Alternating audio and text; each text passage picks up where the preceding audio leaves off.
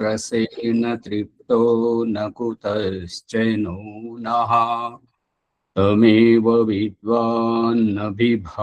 मृत्योरात्मानं धीरम् अजरं युवानम् पुण्डरीकं नवद्वारं त्रिभिर्गुणैभिरावृतं तस्मिन् तद्यक्षमात्मन्वत्तद्वै ब्रह्मविदो विदुः। ఓం శాంతి శాంతి శాంతి. ఓం సత్యార్థ ప్రకాశము అధ్యాత్మ సత్సంగానికి వచ్చేసినటువంటి వారందరికీ నమస్తే, స్వాగతం, సుస్వాగతం.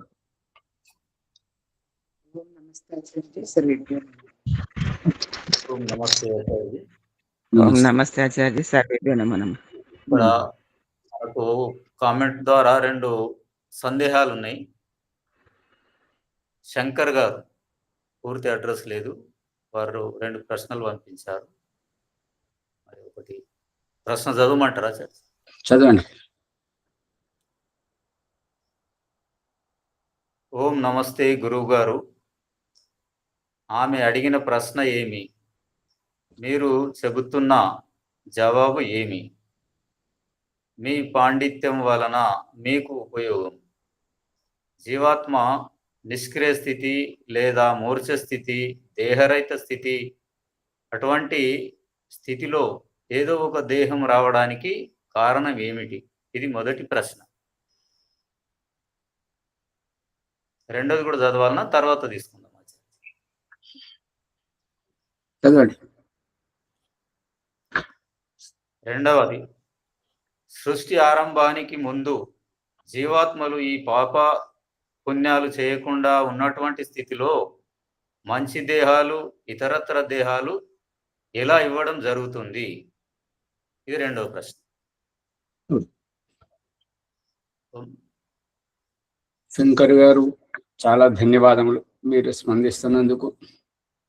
ఇంకా ఇదే విధముగా ఎప్పుడైనా కూడా నిర్మోహమాటంగా ఎవరైనా కూడా సందేహాలు వ్యక్తపరుస్తారని ఆశిస్తున్నాను. మొదట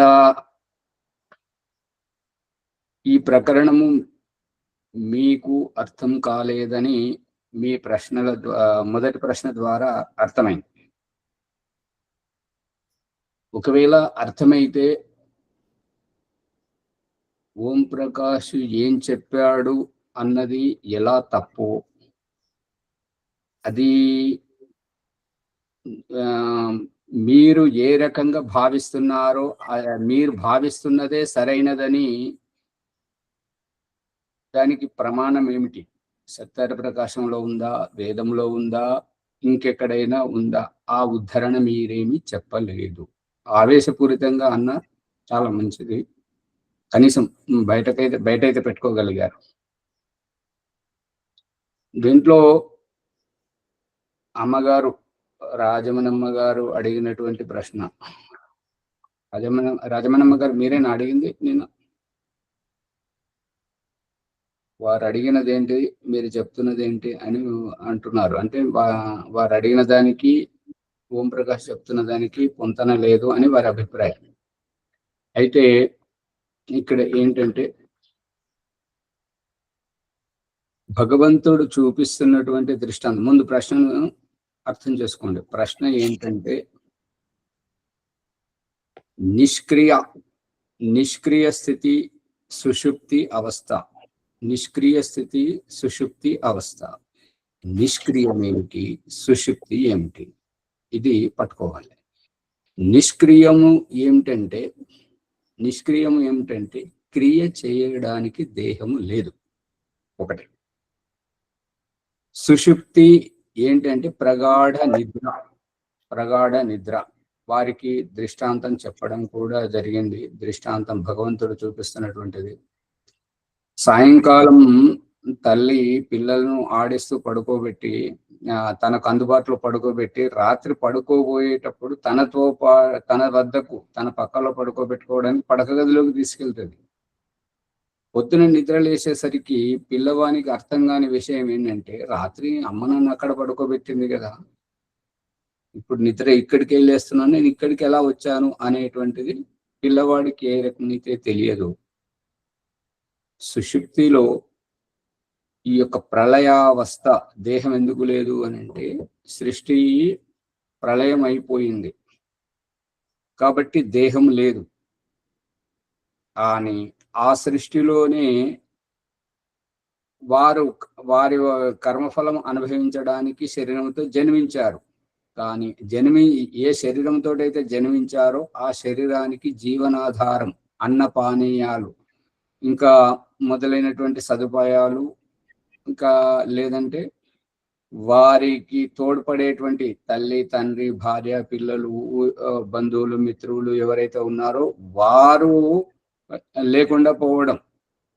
ఎందుకంటే వాహనం లేకపోతే గమ్యం చేరడం ఎట్లయితే అసాధ్యమో, మరి సాధనాలు లేకపోతే ఉద్దేశం నెరవేరడం ఎట్లయితే అసాధ్యమో, ఆ విధముగానే వారు ఎవరితోటైతే కలిసి కర్మఫలం అనుభవించాలో వారు లేకపోవడం ఒకటి, రెండవది తన దేహము కూడా లేకపోవడం రెండవది, మూడవది ఈ దేహాలకన్నింటికి ఆధారమైనటువంటి ప్రకృతి లేకపోవడం.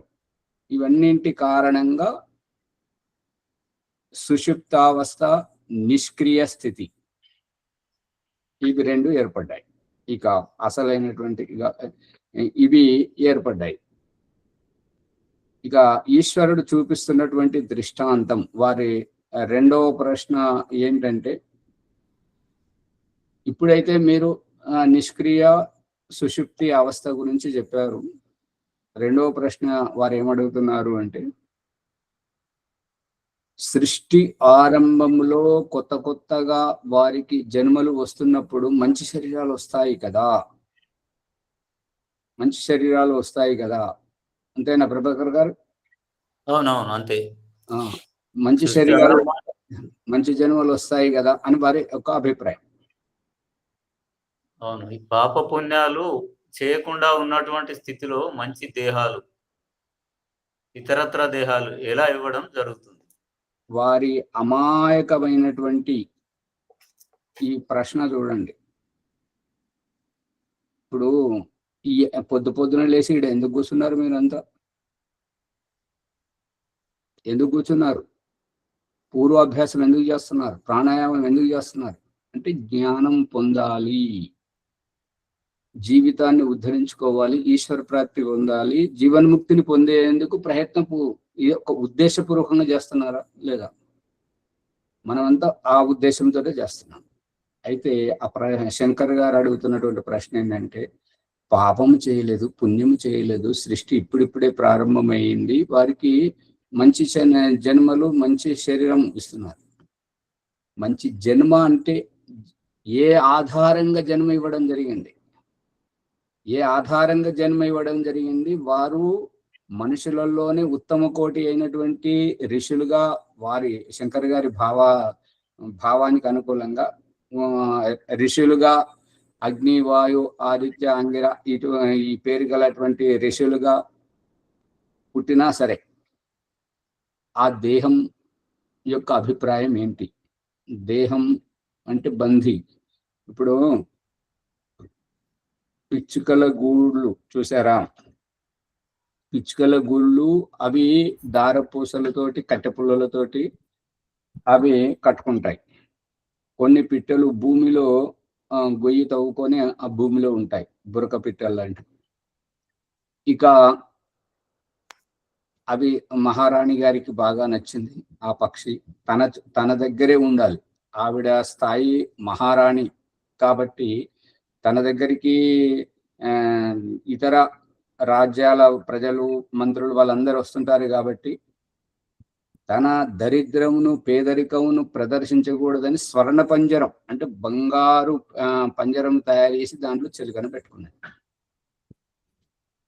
ఇక్కడ అభిప్రాయం ఏంటంటే, గడ్డిపోసలో అల్లినటువంటి పిట్టగూడు, కట్టెపుల్లలతో అల్లుకున్నటువంటి ఆ పక్షుల గూడు ఈ మహారాణి గారు బంగారు పంజరం చేసి బంధించినటువంటి చిలుక అవస్థ. ఎక్కడైనా కూడా ఆధారం, ఇది బంగారం కావచ్చు, అది గడ్డిపోసలు కావచ్చు, అది మట్టి బొయ్యారం కావచ్చు, కట్టెపుల్లలు కావచ్చు, ఏదైనా ఆధారమే కదా, దేహమే కదా. నీచం కావచ్చు, నికృష్టం కావచ్చు, ఉత్కృష్టం కావచ్చు, ఏదైనా శరీరం శరీరమే కదా, జన్మ జన్మయే కదా. అర్థమవుతుందా లేదా?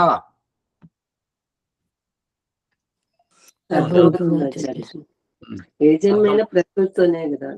ప్రకృతితోటే. దేహం కావాల్సిందే. ఆ దేహంకు కావలసినటువంటిది ఏ రూపకంగా వీరికి కన్ను ఉండాలి, ఏ ఆధారంతో వీరికి చెయ్యి ఉండాలి, ఏ ఆధారంతో వీరు జన్మించాలి, ఏ ఏ ఆధారంతో వీరిలో పురుషత్వం నపుంసకత్వం ఉండకూడదు, పురుషత్వమే ఉండాలి, స్త్రీత్వమే ఉండాలి, గుడ్రలత్వం ఉండకూడదు అనేటువంటిది ఏ ఆధారంతో ఆ శరీరం వచ్చింది. ఇది శంకర్ గారు ఒక్కరే కాదు, చాలా మంది ఉన్నారు ఈ రహస్యం తెలియకుండా. సృష్టి ఆరంభంలో దీనికి వీటన్నింటికి ఆధారంగా భగవంతుడు చూపిస్తున్న దృష్టాంతం ఏమిటంటే, పెళ్లి చేసుకోవడం, ఇల్లు కట్టుకోవడం, విసర్జన, ఆకలి దప్పికలు తీర్చుకోవడం, విసర్జన చేయడం. విసర్జన చేసే కంటే ముందు ఏ ఒత్తిడితోటైతే విసర్జనకు పోతుంటామో, విసర్జన చేసిన తర్వాత మళ్ళీ ఆ ఒత్తిడి ఉంటుందా?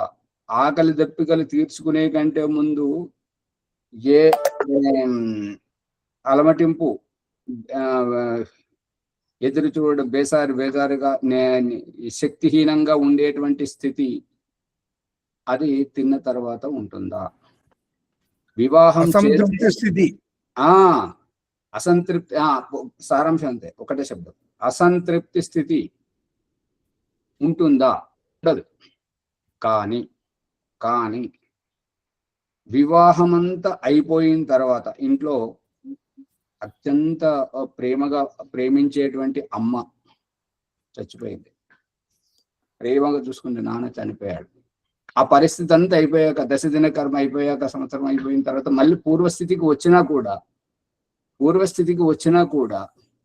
పూర్వస్థితిలో ఉండాలన్నా కూడా ఏదో వెలితి మనల్ని కలిసివేస్తుంది, దాంతో ఇబ్బంది పడడం జరుగుతుంది. వివాహం అయ్యే కంటే ముందు ఏ ఇంటిలోనైతే ఉన్నాడో, వివాహం అయిన తర్వాత వైవాహిక ప్రభావంతో ప్రభావితమయ్యే కదా ఆ ఇంటిలోనే అదే పొయ్యి మీద వండుకొని అదే కంచంలో తినుకుంటూ అక్కడే ఉండడం. అర్థం కావట్లేదా? ఏ సంధ్యోపాసన, ధ్యానం, అగ్నిహోత్రం చేసుకునే కంటే ముందు చేయాలి, సమయం అవుతుంది చేయాలి అనేటువంటి ఏ ఆతృత అయితే ఉందో, చేసిన తర్వాత మా పని అయిపోయింది, బాధ్యత తీరింది, మనం దీనివల్ల అమ్మో దీంట్లో ఇంత అంతరార్థం ఉందా, దీనివల్ల ఇది మనం ఎట్లయితే నడుస్తున్నామో ఉదయం సాయంత్రం చేసే మన అగ్నిహోత్రం కూడా మనకంటే ముందు నడిచి మన పుణ్యాన్ని అక్కడ సమకూరుస్తున్నాయి. ఇంత అంతరార్థం ఉందా? అయితే దీన్ని అసలు ఏనాడు వదలకూడదు. అర్థమవుతుందా లేదా? ఈ రకంగా ఇక కొనసాగించటం అంటే భగవంతుడు చూపిస్తున్నటువంటిది ఏంటంటే, నువ్వు అలసిపోయి ఎక్కడైతే కూర్చున్నావో మళ్ళీ పుంజుకునేటప్పుడు అక్కడికి వెళ్ళే ఆ అలసట నుంచే లేచి పుంజుకుంటావా, లేదంటే ఇంకొక చోట నుంచి లేస్తావా? అక్కడి నుంచే ఎక్కడైతే రాత్రి విశ్రామైనా మళ్ళీ అక్కడికి వెళ్ళే. ఇప్పుడు అసలైనటువంటిది చూడండి, చాలా జాగ్రత్తగా వినండి, మళ్ళీ కూడా ప్రశ్నించండి కావాలంటే. ఇప్పుడు ఏంటంటే, ముక్తి లభించడానికి కారణం ఏమిటి? ముక్తి లభించడానికి కారణం ఏంటి? శరీరం లభించడానికి కారణం ఏంటి? కర్మఫలం. అయితే ఏమని చెప్తున్నాడంటే, ఎక్కువ ఉత్తమ కర్మలు ఉన్నట్టయితే ఈశ్వర ప్రాప్తి, జీవన్ముక్తి. తక్కువగా ఉన్నట్టయితే, ఎంతెంత తక్కువగా ఉన్నట్టయితే మంచి కర్మలు, ఎంతెంత చెడు ఎక్కువగా ఉంటే అంతంత నీచ నికృష్ట జన్మలు లభిస్తుంటాయి. ఆ రకంగా లభిస్తున్నప్పుడు ఇప్పుడు మనం జీవన్ముక్తి ప్రకరణలో ఉన్నాము, సాధన చేస్తున్నాము, యోగాభ్యాసం, ఆత్మ పరమాత్మ తత్వం గురించి తెలుసుకుంటున్నాము, ప్రకృతి తత్వం గురించి తెలుసుకుంటున్నాము. తెలుసుకొని ఈశ్వర ప్రాప్తి సాక్షాత్కారం పొంది జీవన్ముక్తిని పొందుతున్నప్పుడు, జీవన్ముక్తిని పొందుతున్నాము అంటే ఇదివరకు మన చేసిన కర్మలన్నీ అవి ఉండవా? వాటికి ప్రభావం ఉండదా? వివాహం చేసుకునే కంటే ముందు తను చేసినటువంటి తప్పులను, అప్పులను అవన్నీ వివాహం చేసుకోగానే తీరిపోతాయా? అప్పులు, తప్పులన్నీ ఓబో అంటే వివాహమైన ఆ సందడంతా అయిపోయిన తర్వాత మళ్ళీ అప్పుల వాళ్ళు వచ్చి అడుగుతారు కదా, అడుగుతారు. మరి అవి తీర్చాలి కదా. తండ్రి చేసిన అప్పులు తనకు ఆ అప్పుల గురించి తెలియదు, అది తెలియదు, కానీ తండ్రి వారసత్వంలో పుట్టినప్పుడు ఆ వారసత్వంగా అవి అనుభవించాలా లేదా, తీర్చాలా లేదా అప్పులు. ఆ రకంగా ఏవైతే సమానం, తప్పులు ఒప్పులు సమానంగా ఉన్నప్పుడు ఈ యొక్క వ్యక్తి మనుష్య జన్మను పొందుతుంటాడు. మనుష్య జన్మంలో గనుక జాగ్రత్తగా ఉండి ఉత్తమ కర్మలు చేస్తే అది గుర్తుపెట్టుకోండి, ఉత్తమ కర్మలు చేస్తే దాని ఫలితం సఫలం అవ్వడం, జీవన్ముక్తిని పొందడం జరుగుతుంది.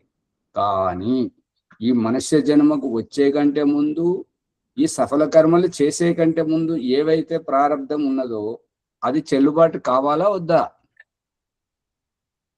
అది చెల్లుబాటు కావాలి అంటే వాటి యొక్క పరిణామమే సృష్టి యొక్క ఆరంభములో వాటి ఆధారంగానే ఈ యొక్క జన్మలు లభించడం.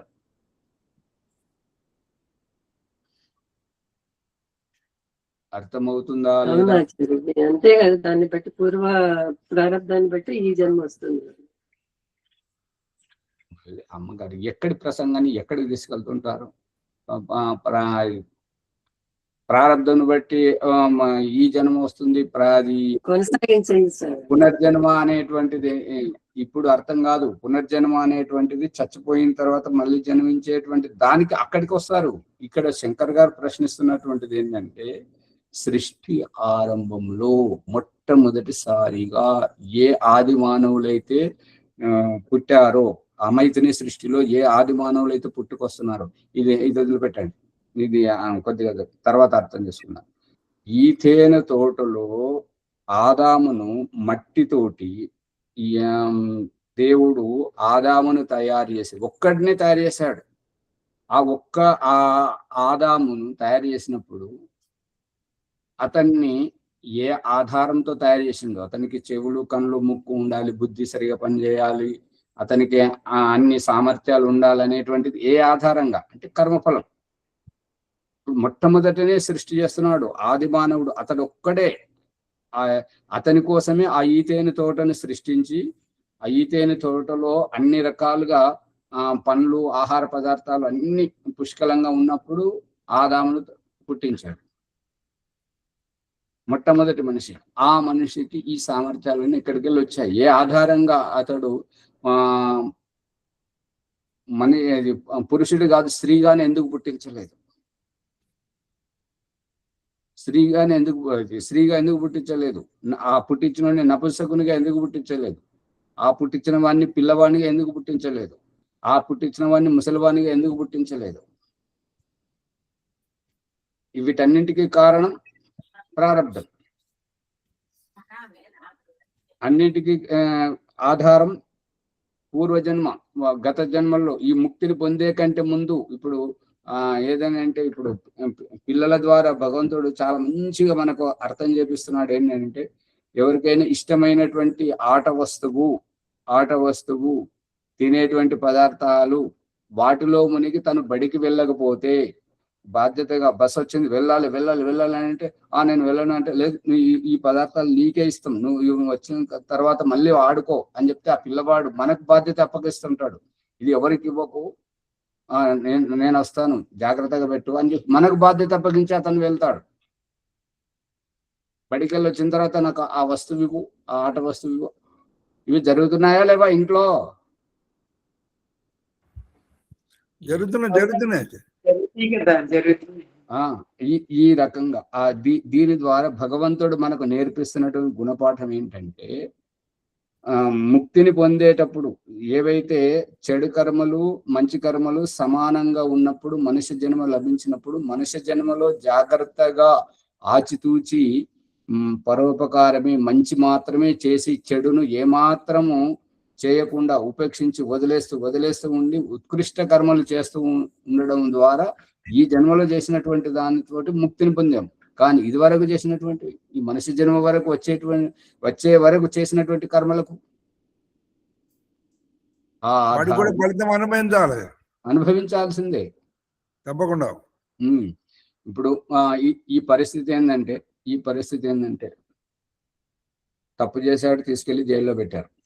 జైలు శిక్ష అనుభవించి విడుదలైనప్పుడు ఎక్కడికి పోవాలి? తాను ఎక్కడికి పోవాలి? చదువుకోవడానికి ఏదో రకంగా వచ్చిండు, గురుకులంలో ఉన్నాడు, 10-12 సంవత్సరాలు చదివిండు, చదువుకొని ఎక్కడికి పోవాలి? తన తల్లిదండ్రి తన వంశం అక్కడికి వెళ్ళాలా వద్దా? అక్కడికి వెళ్ళాల్సిందే. భగవంతుడు చూపిస్తున్న దృష్టాంతం ఇది అందరికీ అర్థం కాదు. అప్పుడు మా సృష్టి ప్రారంభంలో మనం తప్పు చేయలేదు, ఒప్పు చేయలేదు, మనకి శరీరాలు ఎట్లా లభించినాయి అనేది ఒకటే తెలుసు. కానీ దాన్ని అనుకున్నటువంటిది అంతా ఆలోచించరు కాబట్టి ఈ రకంగా ప్రశ్నిస్తుంటారు. నిష్క్రియ స్థితి, సుషుప్తి అవస్థ. సుషుప్తినే ఏమో రోజు మనకు పడుకోబెట్టి చూపిస్తున్నాడు, నిద్రపోవడం ఆ రకంగా. నిష్క్రియ స్థితి ఏంటంటే నిష్క్రియత, నిష్కామము, అక్రియ. ఈ మూడు మళ్ళీ వినండి. నిష్క్రియత, నిష్కామము, అక్రియ. ఈ మూడిట్లో కనబడే దృశ్యం ఒకటే, కానీ ఆ కనిపిస్తున్నటువంటి వ్యక్తి మనోభావాల్లో అతను వేరువేరు. అర్థమవుతుందా? ఇప్పుడు ఏంటంటే మనం ఎన్నోసార్లు చెప్పుకున్నాం కదా, చుప్ చుప్ ఖడీ హో జరూర్ కోయి బాత్ హై అంటే ఏమన్నట్టు? ఊరికే ఉన్నావు అంటే నువ్వు ఎప్పుడు ఊరికే ఉండవు, కానీ నువ్వు ఇప్పుడు ఊరికే ఉన్నావు అంటే ఏదో ఒకటి ఉన్నది. ఏంటది? దాల్మే కాలా హై. కాలా హై. ఏమైంది? అలా ఉన్నావు, ఏమైంది అని అంటే ఏమైందంటే నేనేం చెప్పను, ఏం కాలేదంట. ఏమైందంటే నేను చెప్పలేను, ఏమీ కాలేదంటే నేను ఒప్పుకోను. ఇప్పుడు చెప్పండి పరిస్థితి ఏంటి? అంటే ఎప్పుడు వ్యక్తి నవ్వుతూ తుల్లుతూ సంతోషంగా ఉన్నటువంటి వ్యక్తి అనుకోకుండా ఉంటే, మౌనంగా ఉంటే, ఏమీ చెయ్యకపోతే తోటి వారికి అనుమానం వస్తుందా రాదా? బీరిపోయి ఉంటే ఇంకా బీరిపోవడం అది వేరే సమస్య. ఆ బీరిపోతున్నాడు కదా, ఆ పరధ్యానంలో ఉన్నాడు కదా, అది వేరే విషయం. నిష్కామంగా ఉన్నవారు మనతో పాటు తిరుగుతారు, ఇంట్లో అన్ని పనులు చేసుకుంటారు, కానీ వారికి ఏ పని మీద ఏ ఆసక్తి ఉండదు, కేవలం అవసరాల నిమిత్తంగా తను చేసుకుంటాడు. ఇక అతని వ్యవహారాన్ని చూసి ఇంటి వారు అతన్ని మర్చిపోతారు. ఇంట్లో ఉన్నా కూడా వారు ఉన్నారని గుర్తించరు. ఆయన ఎందుకంటే వారి పని ఏదో వారు చేసుకుంటారు, వారి ఉద్దేశం ఏదో వారు చేసుకుంటారు. ఇక వేరే వాళ్ళు అయితే ఏమైనా సపరేట్గా ఎవరు వచ్చారు అడిగిపోయి ప్రతిదీ ఎవరు వచ్చారు, ఏమిటండి పిల్లలు బాగున్నారా, వారు బాగున్నారా, వీరు బాగున్నారా, ఇది వాళ్ళు ఏం చేస్తున్నారు, వీళ్ళు ఈ లేనిపోని విషయాలు మాట్లాడుకుంటారు. కానీ నిష్కామంగా ఉన్నవారు వారికి ఎంత అవసరమో అంతే మాట్లాడుకుంటారు. అక్రియ ధ్యానంలో ఉన్నవారు అక్రియ యొక్క పరిస్థితి ఏంటంటే క్రియ చేసి క్రియ నుంచి నిష్క్రియం అవ్వడం, క్రియ నుంచి ఇక క్రియ నుంచి అసంతృప్తి నుంచి సంతృప్తి దశకు రావడం అక్రియ. ఇక నిష్క్రియ అనేటువంటిది పని పాట లేక కూర్చున్నాడు, ఆలస్యం, సోమరితనం, బద్ధకం, నిర్లక్ష్యం ఇటువంటిది. అందుకే నిష్క్రియ వెంట అతన్ని అందరి చేత చులకన చేయించడం, నిష్క్రియము వెనుక అతనికి కావాలనుకున్నది సమయానికి లభింపకపోవడం, అటువంటి దాంతో హెచ్చరిస్తున్నాడు భగవంతుడు. అక్రియ వారికి అటువంటిది కాదు, వాళ్ళు క్రియ చేసి వస్తున్నారు. ఆకలేసింది, అసంతృప్తి, తినే సమయం అయింది, సంధి చేయాలి, అగ్నిహోత్రం చేయాలి, చేసి క్రియలోంచి బయటకు రావడం ఒకటి. నిష్కామం, వాళ్ళు నిరంతరంగా క్రియ చేస్తుంటారు, కాకపోతే దేని పట్ల వారికి ఆసక్తి ఉండదు, దేని పట్ల వారికి ఒక ఉత్సుకత అనేటువంటిది, కుతూహలం అనేది ఉండదు. చేస్తున్నారంటే చేస్తున్నారు, తింటున్నారంటే తింటుంటారు. ఆ తినేటువంటి తిండి ఎట్లుంటుంటది అని అంటే, శరీరం ఆరోగ్యంగా ఉండాలి కాబట్టి శరీరానికి అవసరమైనటువంటిది తింటారు. అంతేగాని అది ఇప్పుడు కనబడ్డప్పుడల్లా మేకలు పశువులు తిన్నట్టుగా ఏది కనబడితే అది ఎప్పుడు కనబడితే అప్పుడు తింటూనే ఉంటుంటారు. ఆ రకంగా వాళ్ళు తిన్నారు. తినే దాంట్లో నాణ్యతను చూస్తారు, దీనివల్ల నాకు ఏం ప్రయోజనం అనేటువంటిది. అందుకని నిష్కామం అంటే కామన లేకుండా, కోరిక లేకుండా, శరీర నిర్వహణ జరగాలి, ఉద్దేశం నెరవేరే వరకు, ఈశ్వర ప్రాప్తి జరిగే వరకు, జీవనముక్తి పొందే వరకు శరీరం సక్రియంగా ఉండాలి. కాబట్టి నిష్కామంగా. అందుకే ఈ నిష్కామంలో ఉన్నటువంటి భాషలు మాట్లాడే వారి భాష ఎలా ఉంటుంది అంటే, మన శరీరం కప్పుకోవడానికి వస్త్రాలు కావాలి, ఏ వస్త్రం అయితే ఏమున్నది. మన శరీరం నీరస నిస్తేజమై బలహీన పడకుండా ఉండడానికి, శరీరం ఆరోగ్యంగా ఉండడానికి భోజనం కావాలి. కానీ అది సరైనటువంటిది, సాత్వికమైనటువంటిది, స్వచ్ఛమైనటువంటిది తీసుకుంటే ఇంకా బాగుంటుంది. ఇక ఏవైనా భావజాలం వస్తే, ఎవరైనా మన ఇంట్లో చెత్త పడేస్తే, మన మీద చెత్త పడేస్తే మనకు కోపం వస్తుంటది. కానీ మన బుద్ధిలో పడేసేటువంటి చెత్త ఆ నిష్కామంగా ఉండేవారు దాన్ని పట్టించుకోరు, సాక్షిభూతంగా ఉంటుంటారు.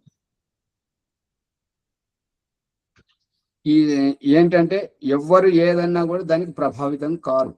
ఎవరైనా ఏమైనా అన్నారని ప్రభావితం కావడము అంటే మన చైతన్యం, మన స్ఫూర్తి, మన తెలివితేటలు, మన యొక్క జ్ఞానం అనేటువంటి ఇతరుల చేతిలో ఉన్నది. మనం కీలు బొమ్మలు. మాయల పక్కీరు గాడు కదా, మర్రి చెట్టు గుఫలో చిలుకలో ఇతని ప్రాణాలు ఉన్నట్టుగా, ఇతన్ని ఎంత కొట్టినా, ఎన్ని కాలు చేతులు చేసినా ఇతనికి ఏమి కాదు. ఆ చిలుక దగ్గరికి వెళ్ళి దాన్ని మెడ విరిస్తే చస్తాడు, దాన్ని కాలు విరేస్తే వీడి కాలు విరిగిపోతున్నా, దాన్ని రెక్క విరిస్తే విరిగిపోతుంది. అట్లా వేరే వారి ద్వారా ఈ నిష్కామంగా ఉన్నటువంటి వారు ఏంటంటే, ఎవ్వరు నిష్క్రియ ధ్యానం, ఇది ఏంటంటే అక్రియ ధ్యానంలో సాక్షిభూతంగా ఉండేది ఏంటంటే, అన్ని పరిస్థితుల్లో మన నుండి పోతుంటాయి, మన ముందు నుంచి పోతుంటాయి. ఇప్పుడు ఇది అర్థం కావాలంటే నీటి కాలువను చూడండి. నీటి కాలువ ఒడ్డు నుండేటువంటి గడ్డి చెట్లు, నీటి కాలువ ప్రవాహంలో పడ్డటువంటి గడ్డి పోస, ఈ ప్రవాహంలో కొట్టుకుపోతున్నటువంటిది. వీళ్ళు ఎవరైనా ఏదన్నా అంటే తొందరగా స్పందించేటువంటి తొందరపాటుతనం నీటిలో కొట్టుకుపోతున్నటువంటి గడ్డిపోస లాంటిది.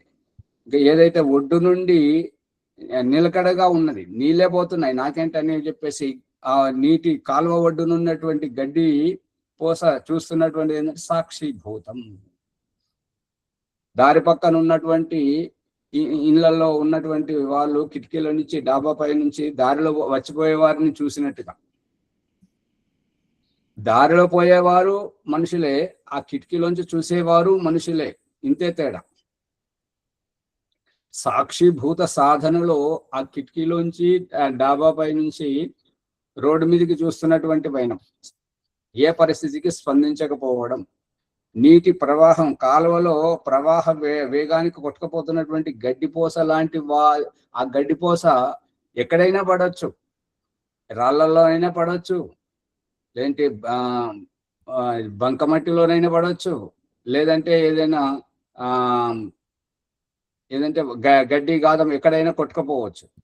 కానీ సాక్షిభూతంగా ఉండేటువంటిది ఆ ప్రవాహంలో నీళ్లు ప్రవహిస్తున్నా, రక్తం ప్రవహిస్తున్నా, ఇంకేది ప్రవహిస్తున్నా తాను తన చోటనే ఉంటుంటది. ఇది సాక్షిభూత సాధన. అర్థమవుతుందా అమ్మగారు? అవుతుంది ఆచార్య. సాక్షిభూతం అక్రియం. అక్రియ ఏంటంటే వాళ్ళు చేయాల్సినటువంటి క్రియ అంతా చేశారు విశ్రాంతి. అక్రియ ఇంతే. అసంతృప్తి నుండి సంతృప్తి వరకు వచ్చేది అక్రియ. ఇక నిష్కామం, ఏ కోరిక లేకుండా. కామం అర్థమైతే నిష్కామం అర్థమవుతుంది. కామం ఏంటంటే నాకు ఇది కావాలి, అది కావాలి, వీరు కావాలి, వారికి అమ్మని చూడాలి, నాన్నని చూడాలి, భార్య పిల్లలు, ఇది కావాలి, అన్ని కావాలి అనేటువంటి భావం కామం, కోరికలు. నిష్కామం అంటే నిర్గత కామం, నిష్కామం. ఎవరి నుండి అయితే కామన కోరికలన్నీ వైదొలిగాయో అటువంటి వారి స్థితి నిష్కామ స్థితి. ఇక ఎవరైతే ఇది చేస్తుంటారో చూడండి,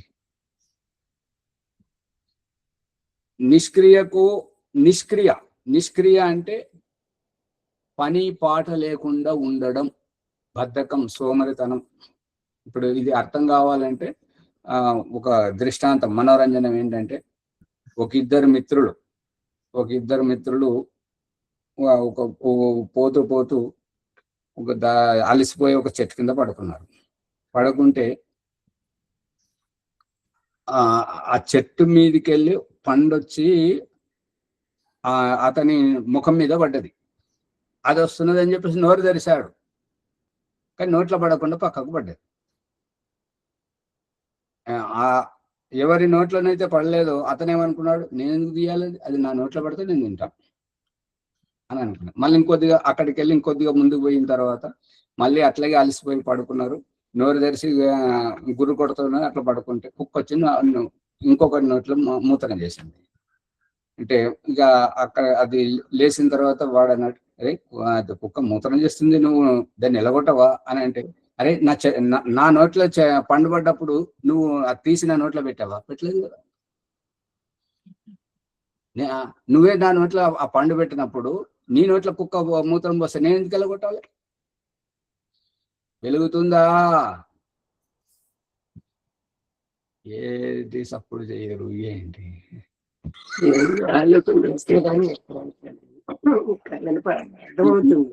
ఇది నిష్క్రియంగా ఉన్నటువంటి వారికి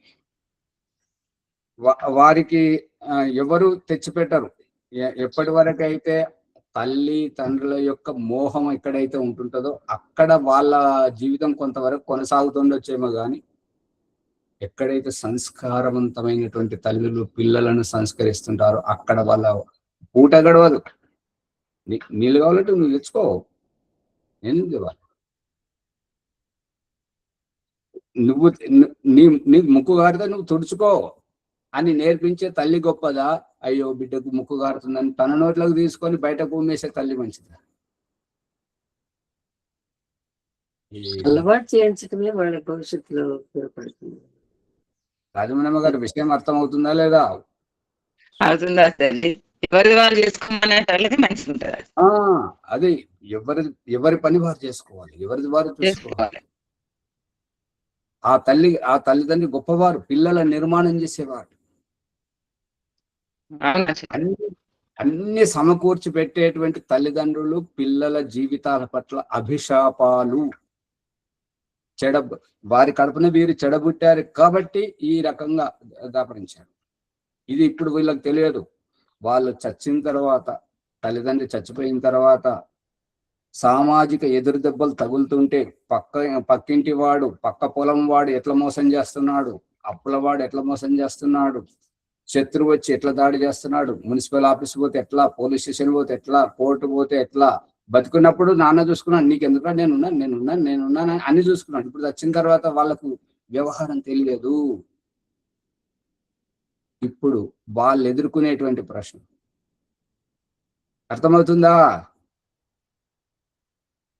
అవుతుంది ఆచార్య. ఈ రకంగా పిల్లలను చెడగొట్టేటువంటిది తల్లిదండ్రులే. ఎప్పుడెప్పుడు ఇటువంటి సామాజిక ఎదురు దెబ్బలు ఎదుర్కొంటుంటే అప్పుడప్పుడు తల్లిదండ్రులను తిట్టకుండా తిడతారు. అది ప్రేమ అనుకున్నప్పుడు మాకు నేర్పించుంటే ఈ రోజు మాకు అదే మరి ఈ రకంగా పోలీసులతో ఎట్లా మాట్లాడుకోవాలి, మున్సిపల్ ఆఫీస్ పోతే ఎట్లా పర్మిషన్ తీసుకోవాలి, ఈ విషయాలు తనతో పాటు తీసుకెళ్లి మనకు నేర్పిస్తే ఈ రోజు మనకి దుస్థితి వచ్చేది కాదు కదా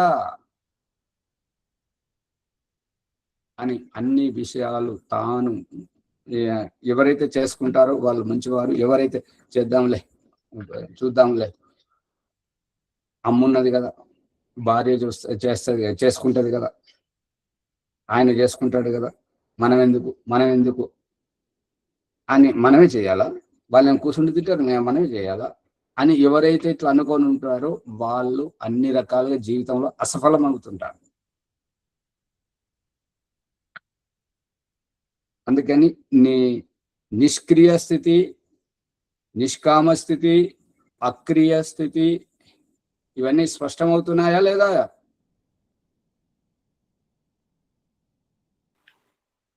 అవుతున్నాయి.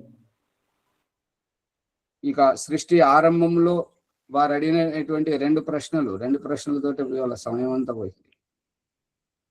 సృష్టి ఆరంభంలో ఏ జన్మైతే వచ్చిందో పాపం లేదు, పుణ్యం లేదు అనేటువంటి దాని విషయంలో ఇంకొద్దిగా ఇదివరకే చెప్పుకున్నాం. మళ్ళీ తిని ఆ పంక్తి నుంచి లేస్తున్నటువంటి వ్యక్తి, లేచి వస్తున్నటువంటి వ్యక్తి ఒకరు, ఆవురావురమంటూ పేగులు నకనకలాడుతున్నటువంటి ఆకలితో అలమటించి తినడానికి వస్తున్నటువంటి స్థితి ఇంకొకరు.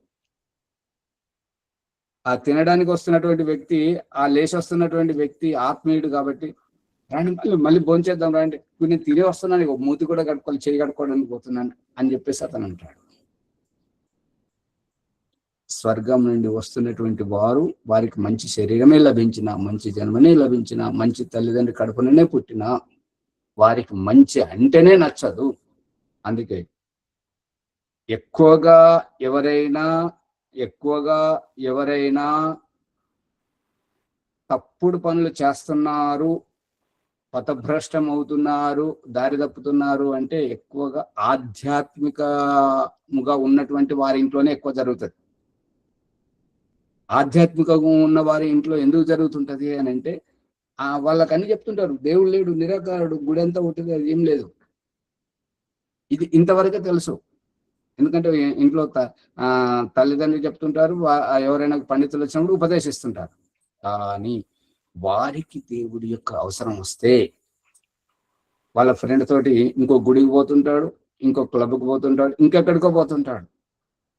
మరి దేవుడు లేడు అని అన్నారు, దేవుడు లేకుండా ఈ సృష్టి ఎట్లా జరిగింది? ఆ రహస్యం తెలుసుకోరు.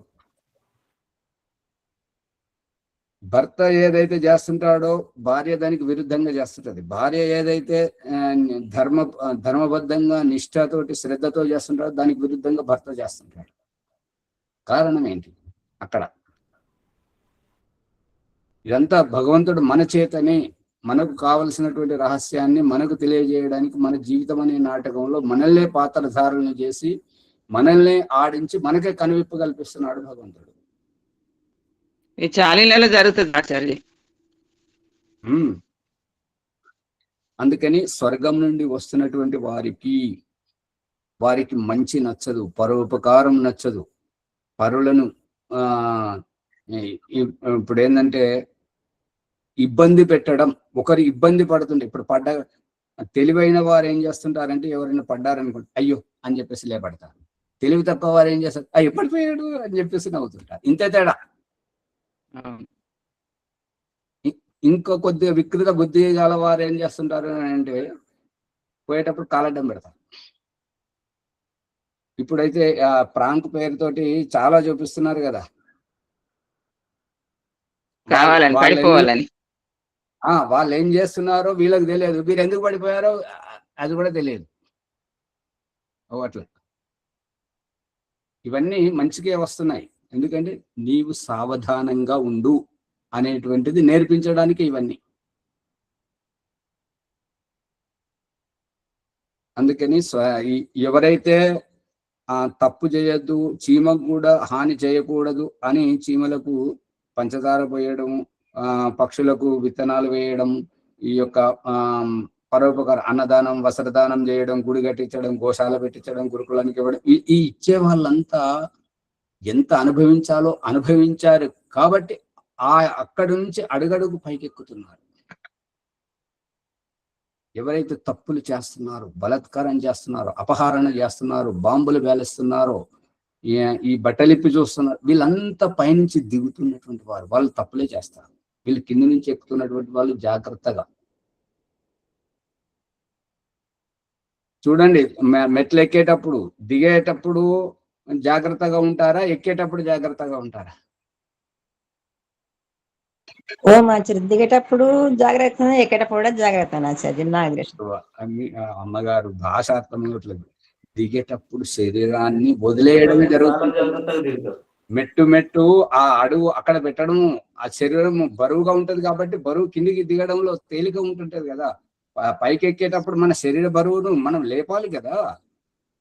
అవునా సార్, ఎక్కేటప్పుడు కష్టమే ఉంటది. ఇది రహస్యం. అందుకని మంచి ప్రశ్న వేశాడు. ఆ రకంగా ప్రశ్న వేసినప్పుడే ఇలాంటి రహస్యాలన్నీ వస్తుంటాయి. ఈ మూలము తెలియకపోవడం వల్లనే అందరూ ఇబ్బంది పడుతున్నారు. మరి ప్రభాకర్ గారు 2 ప్రశ్నలకు సమాధానం అర్థమైందా లేదా? ఎవరికైనా అర్థం కాకపోతే అడగండి, సమయం ఉన్నది కాబట్టి. దీంట్లోనే ఈ ఎపిసోడ్ లోనే అయిపోవాలి, మళ్ళీ దాంట్లో రాకుండా. అయింది ఆచార్య, నాకు అర్థమైంది. ఏమి నిద్రలో మాట్లాడుతున్నట్టుగా మాట ఏం బయటకు వస్తలేదు. వినాలి కదా యూట్యూబ్ లో ఉన్న వాళ్ళు. అర్థమైంది ఆచార్య. ఈ ప్రశ్నల పైన సందేహం పైన సందేహం తీరింది, నాకు కూడా పూర్తిగా అర్థమైంది. మరి ఇలాంటి సందేహంకు సమాధానాలు చెప్తేనే కదా మనం ఎక్కువ మంది ఇష్టపడేటువంటిది. వాళ్ళని పట్టించుకోకుండా ఉంటే ఏంటంటే ఆయన వాగుడు వాగుతున్నాడు, ఆయన ఎవరిని పట్టించుకోవడం అన్నట్టుగా అయిపోతుంది. అందుకని దయానంద సరస్వతి ఏమన్నాడు అని అంటే, నువ్వు సత్యమును గ్రహించు, అసత్యాన్ని వదిలిపెట్టు. నువ్వు నన్ను పాటించినా పాటించకపోయినా అది నీ ఇష్టం. నువ్వు సత్యాన్ని గ్రహించు, నీ జీవితానికి ఉపయోగపడేటువంటి సత్యాన్ని గ్రహించు. నీ జీవితాన్ని ఇబ్బంది పెట్టేటువంటిది, నువ్వు ఇబ్బంది పడేటువంటి అసత్యాన్ని వదిలే. నువ్వు ఎక్కడున్నా సరే అది నీ ఇష్టం. ఒక మంచి గేయం పాడండి.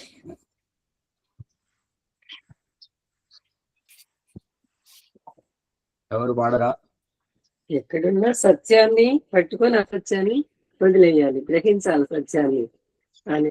అట్లా మంచిని పట్టుకొని చెడును వదిలేసిన వారే బాగుపడతారు అనేది సంతోషం. నేను ఒక పాట పాడుతున్నా ఆచార్య. పాడండి.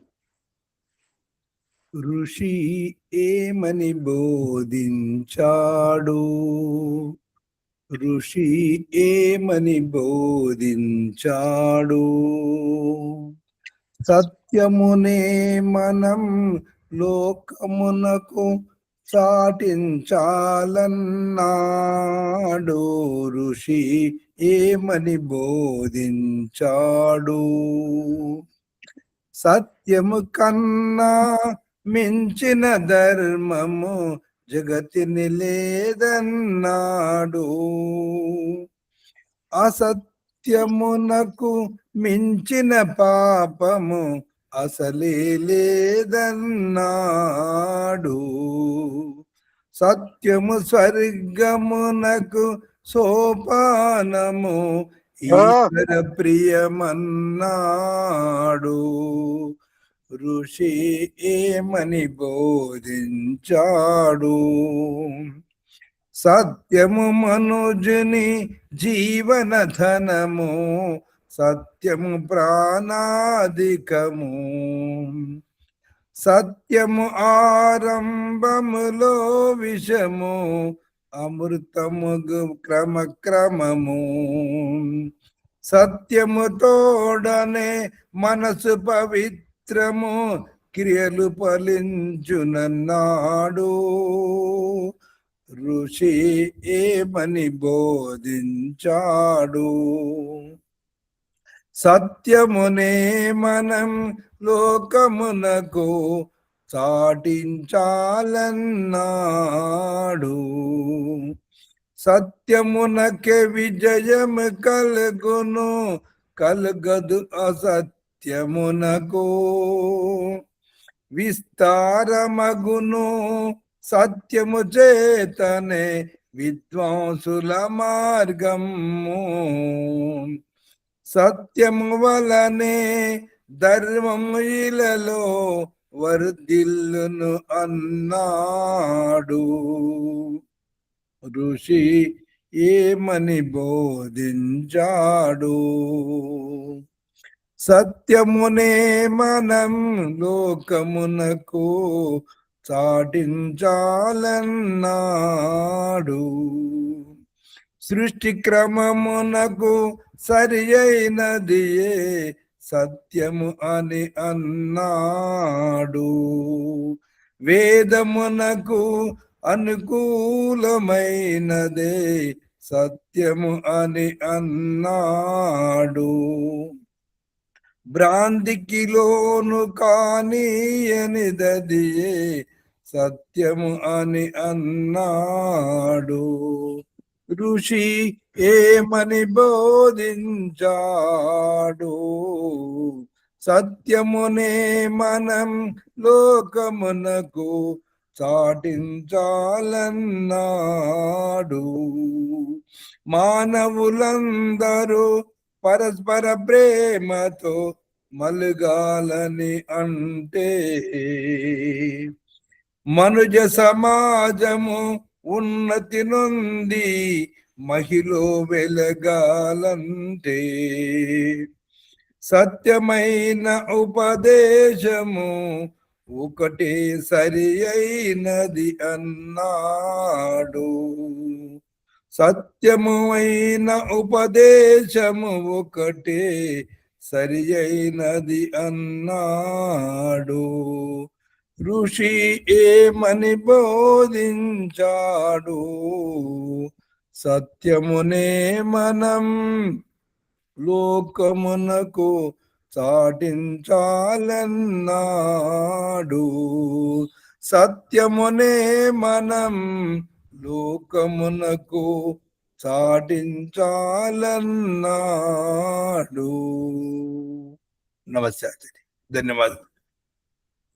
ఈ ఎపిసోడ్ ను లైక్ ఆచార్య చేయండి, ఒక చిన్నగా ఉంది భజన పాడాలా పరమాత్మని గురించి? పాడండి. సబ్స్క్రైబ్ చేయండి. ఆచార్య వారు అమ్మగారు ఒక పాట పాడడానికి వచ్చింది.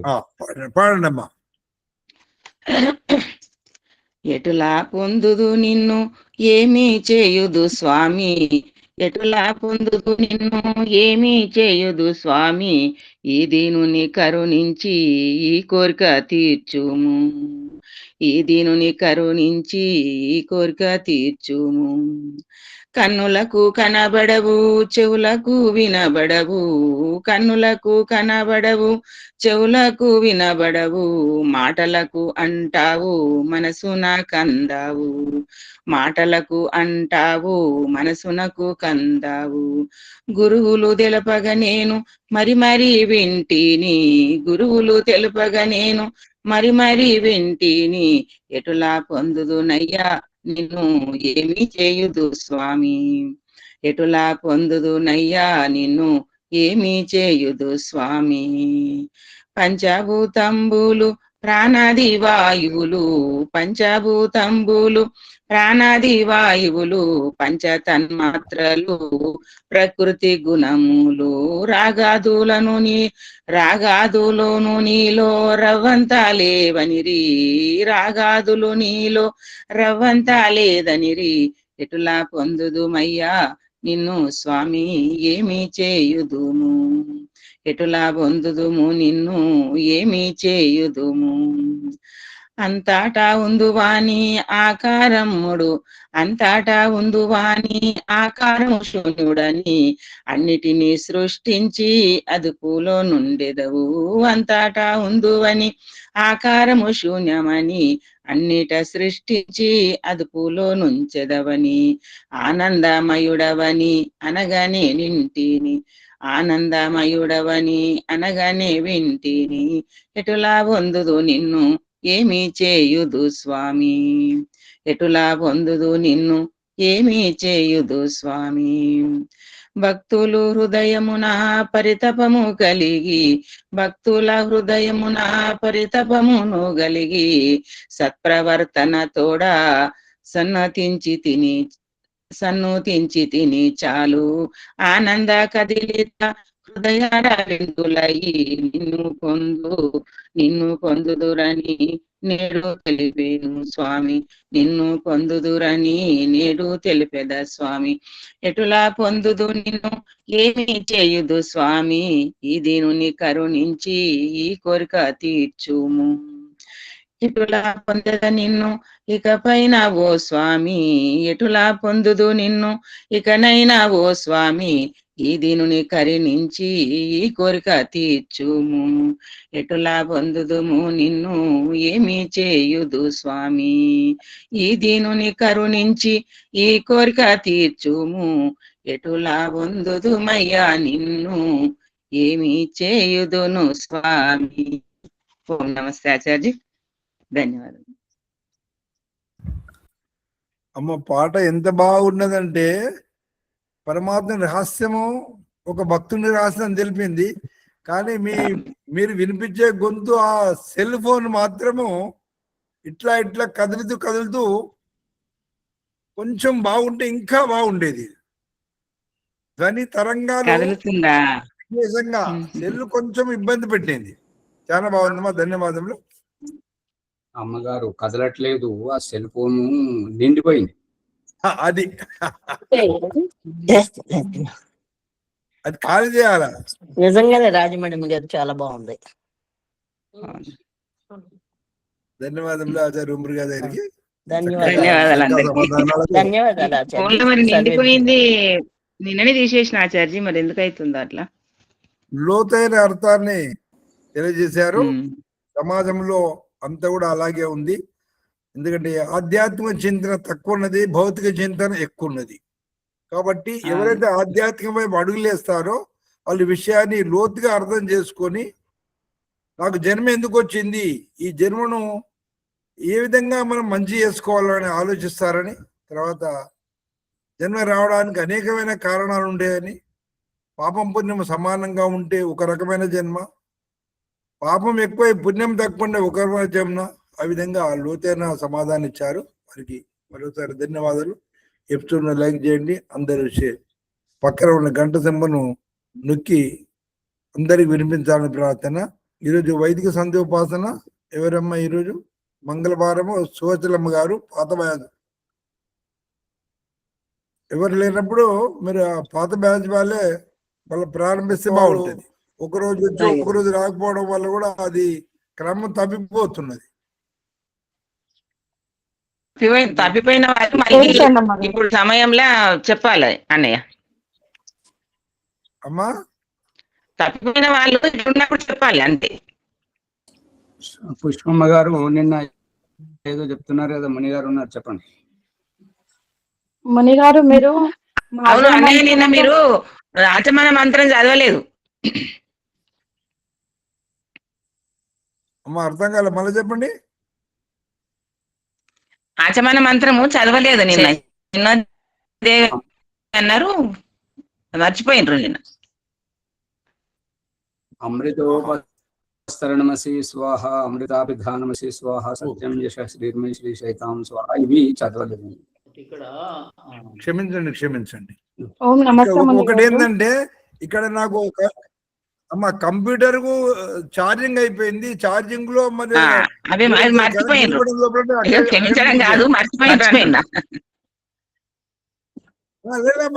అది కూడా యథార్థం గ్రహించాలి కదా.